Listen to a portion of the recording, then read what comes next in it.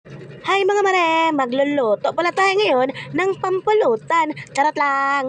Siyempre, luto tayo ng pang-ulam natin.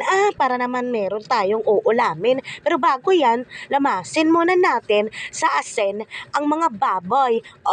Baboy lang ang nilalamas sa asin ha! Baka ano ang nilalamas nyo dyan? Agay, gatay. 100 times ko ngayon hinugasan para malinis yung mga baboy na yan. Agay, ang daming beses naman yan hugasan. Maghewa na tayo ng mga bawang. Kailangan maraming mga bawang ha, kaya panakot yan sa aswang. Pag may galit ka sa jowa mo, kumuha ka ng bawang para dikdikin mo yung bawang.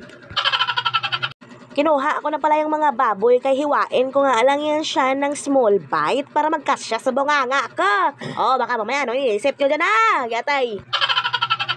Diba ang bilis ng transisyon, nakahiwa na agad ako ng sibuyas at bawang. Minadya ko kasi yan. Wow, may superpowers yarn.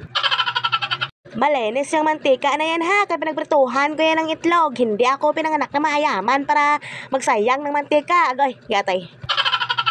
Ilagay na natin ang sibuyas at bawang dyan sa kawali na yan. Tapos, mekos-mekos na natin yan, insan.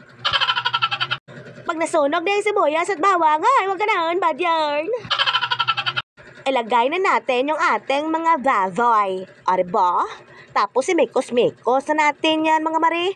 Para naman, mahilo-helo yung mga baboy na yan. Agay, gatay. Maglalagay na tayo ng oyster sauce para naman magkakulay ang ating buhay. Agay, kiatay.